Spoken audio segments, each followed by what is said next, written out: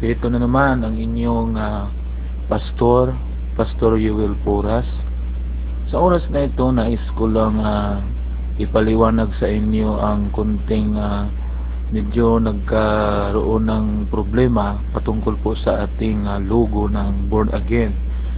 So gusto ko lang linawin na ang logo po ng Born Again ay talagang ito po ay hugis bilog, na kung saan meron pong nakasulat sa gilid paikot na Born Again Christian Ministry Incorporated, at nakalagay po diyan ang 1986 na kung saan ito po ay naitatag kasagsagan ng People's Power nung panahon na ang mga tauhan ni Cory o ang mamamayan ay talagang nais ng pagbabago. So bago nagkaroon ng sarado ang SIC, bago yung nagsara, naaprubahan ang Born Again Christian Ministry. So yan po, at pagkatapos meron pong Biblia na kung saan doon po nakabase ang ating katuruan, at yung nagkaroon ng kontrobersya ay yung pagkaroon ng sisiw sa gitna ng dalawang shell, no, na kung saan kalalabas lang, at yun ang logo ng Born Again. So meron pong nagrereklamo dahil yung logo daw ng Born Again ay may sisiw na kung saan ay parang naging juice-juicean na daw ng mga Born Again. Pero para sa akin, hindi po yun totoo, dahil yun po ang sagisag natin na mga Born Again, na kung saan inihalin tulad tayo sa itlog, na kung saan unang kapanganakan sa atin, bawat isa sa atin, ng ating mga magulang, ito ay inihambing sa itlog. At lahat ng tao ay tulad noon, no? Inihambing ang lahat ng tao sa unang pagkasilang tulad ng itlog.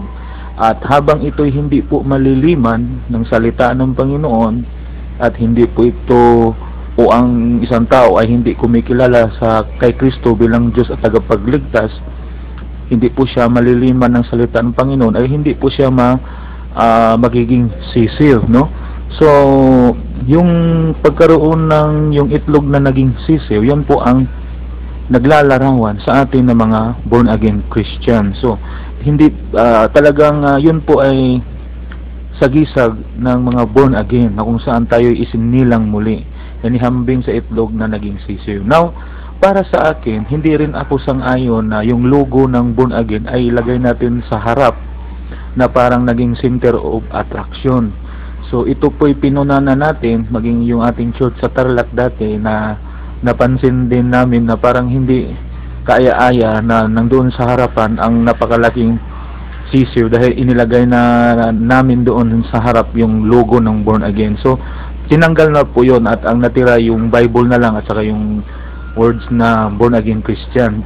Pero tama po yung gagawin natin, hindi natin siya ilagay sa harap na parang magiging center of attraction. Pero sa labas po ng ating mga church, bilang sagisag ng mga Born Again, kailangan ang logo ay mayroon talagang sisiw. So hindi po natin sinasamba po yun. Yan po ay sagisag natin na mga Born Again. Yan po ang tanda na yung logo na merong bilog na may Born Again Christian Ministry Incorporated at may sisiw sa gitna at merong Bible.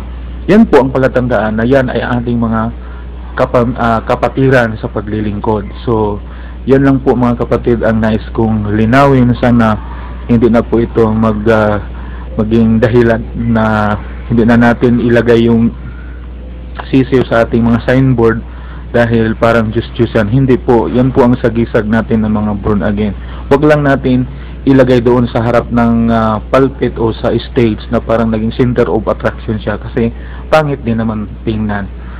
So yan lang po ang aking paliwanag, at pagpalain tayo ng ating Diyos na buhay.